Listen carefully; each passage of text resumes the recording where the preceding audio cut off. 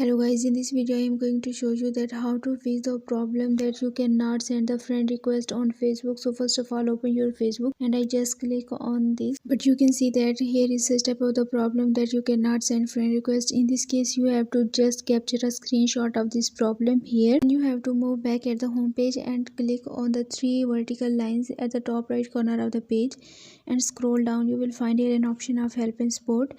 Just click on it and then click on report a problem and then again report problem.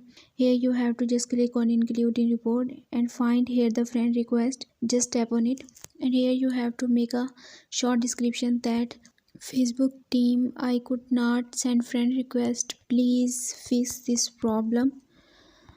And then you have to just attach the screenshot of your problem and then click on the send option here. Within 48 hours your problem will be resolved and you will be able to send the friend request to any person whom you want to send the friend request. I hope this video worked for you, so leave a comment below if you have any question. Hit a like for this video and also subscribe my channel. Let me get for more information. Thanks for watching.